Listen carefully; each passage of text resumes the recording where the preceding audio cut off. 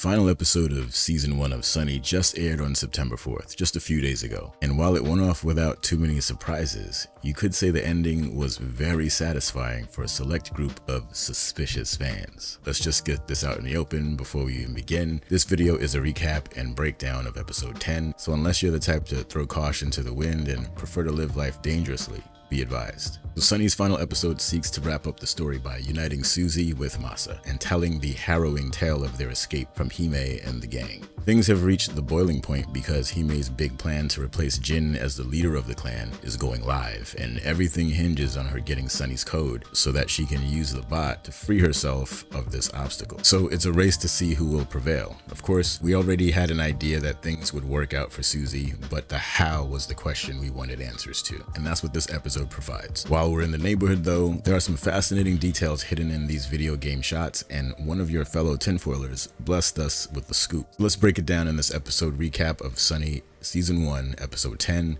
The Dark Manual. Special shout out goes to the channel patrons, of course. Thanks so much for supporting the channel in the way that you do. It means the world to me. Links to the Patreon and the Discord are here and here. Alright, strap in, because it's time to dive.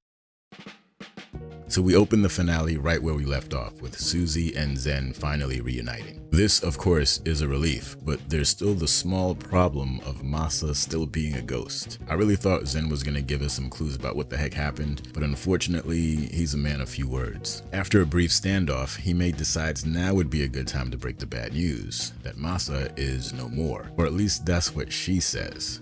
More on that later. We're then reminded of what we learned in the previous episode. S1E is programmed with safeguards against violent actions, and these can be worn down and circumvented if S1E's actions are motivated by a need to help or protect Suzy. So this entire time, throughout this entire story, Hime has been harassing Suzy as a way to trigger S1E to break free, and now that they have her, they can make that final push with S1E. So it was Yuki's job to extract and transfer this data to the other robots so that they could then turn them into a sleeper army of adorable bobble-headed assassins. One thing to note is that Hime lost her co-gangster lover at the hands of S1E, which is super ironic.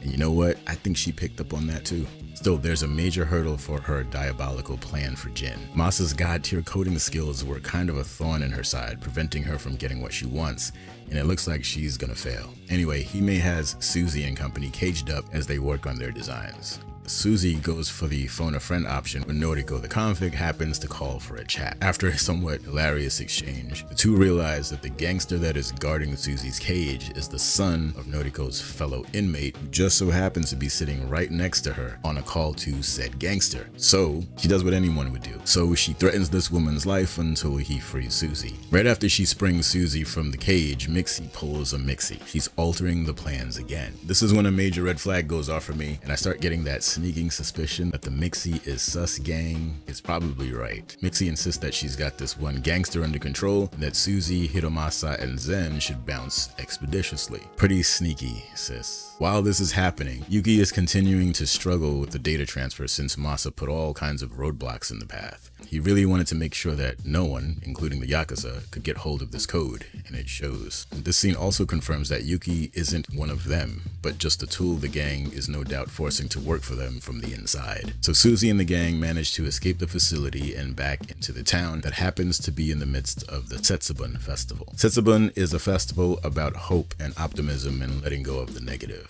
or you could say is about proactively seeking good fortune, which is very fitting because it appears Suzy drew a pair of aces on this hand. So this is perfect timing because there are hundreds of people in the streets and plenty of places for Suzy and company to make themselves scarce while they try to wriggle free from Hime and her cohort of bad dudes. A little later on, a defeated looking Hime makes an appearance in a scene with Jin, seeming to want to make amends with him.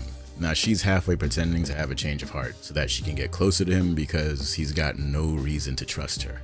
Smart man. Her plans seem to be falling through since they still can't get that code out of S1E and into Jin's robot to summarily X him out. But Hime clearly hasn't completely given up. Another irony for her story arc is how she ends up taking out Jin the old-fashioned way, despite getting so sweaty trying to figure out how to use these robots to do her dirty work. Another interesting detail is that she used a shard of glass from the bottle of booze that happens to be her deceased father's favorite. No one can say that Hime is not a poet. So in this episode, the third act delivers the big moment we all wanted. Well, arguably the second most important reunion besides Suzy and Zen. To be honest, I wanted more from this scene. It felt rushed and anticlimactic for what it meant to the story. It felt like they ran out of time maybe, not really sure. Suzy and Sunny meet again, and the discussion quickly turns to Sunny's decision to wipe herself from the previous episode. But Suzy tells Sunny that she has never questioned whether her existence is valid and that the sum total of her actions were in fact good, despite what Sunny might think. A validated Sunny is a happy Sunny, but given the situation, there's no time to catch up. Once again, Mixie steps up to offer some quote-unquote help. She'll take care of the Sunny part of the problem while the rest escape.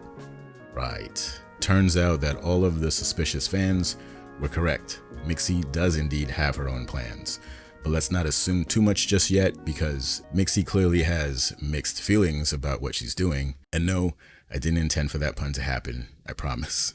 Still don't think Mixie is Yakuza. I also don't think she has bad intentions, just ones that Suzy would not agree with. Also, it's interesting that Yuki is with her, and judging by the conversation that takes place, they've been in cahoots all this time and appear to be on the same team, whatever that is. They might not exactly be working for Hime or the Yakuza, but instead some other entity or group. Now who that could be, I have no idea. My first guess is maybe Masa, but that wouldn't make sense unless this is part of some grand scheme that he did not want Suzy to be aware of. I mean, Yuki could be a double agent working on Masa's behalf, but that means he was faking it when he said he couldn't get the data out of Sunny, and maybe he was just doing that so he could sneak off with her later. Just the delay. Doesn't seem likely at the moment, but it's not impossible. That's the other thing that this finale drops on us near the end, and it's the smallest of teases, but it gives us hope that Masa might still be alive out there somewhere. So the stage is set for season 2, a possible new twist with Sunny and Mixie on one hand, and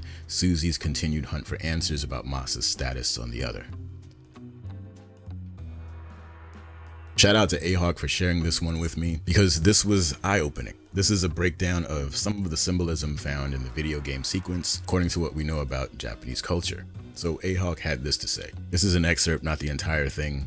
If you want to read the whole thing, it's in the description. So in the coffee shop, the crow flies through the Koji Maya, whose symbol is the mountain. Mentions that there is a famous Mount Maya. But you'll notice that when the crow flies through the fabric veil, slightly torn with the word Maya on it, one of the 5 icons in the top right flashes. This is the icon of what looks like a dish of green balls, which may use koji, a type of mold used in fermentation, and its creation. Maya is borrowed from the Sanskrit meaning illusion, the deceptive nature of the material world and the illusion that veils the true underlying reality. Maya in Japanese culture can be seen as being straightforward, like a true arrow, flying crow. The crow goes through the red door. Good stuff here, and it all checks out. I'll post the entire thing for you to read it if you want to. Again, that's in the description. But this is the part that I wanted to share because it works so well as a metaphor for Masa's experience, but it also ties much of the symbolism we've seen in the show together, especially the use of the colors red and blue, for example.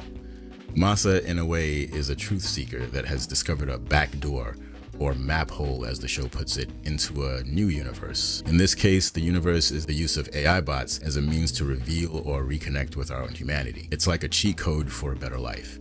You can even liken Masa's literal physical disappearance to finding a map hole and going through it, in the way that he seems to have fallen off the face of the earth, but might still be out there working things from a different angle. I think Masa is probably alive somewhere, mainly because if he were to be deleted, it would work against the main narrative this story is trying to tell. Season 2 is still to be determined. It is unusual for a show to get greenlighted for its second season right away. That kind of thing usually takes a couple of months at best, and I'm not sure if Sunny did the numbers it needed to, but that doesn't necessarily mean that it's over yet. We're gonna wrap this one up here. I may come back around for another go at this one because there are some cool Easter eggs and facts about the show that I didn't get to cover if there's an interest. Thanks for coming along for the ride if you did. If you enjoyed this video, you already know what to do. From is back in a couple of weeks, so I'll be doing episode breakdowns for that. Maybe I'll fit a surprise in between now and then. We'll see. Anyway, be well, and until next time, off you go.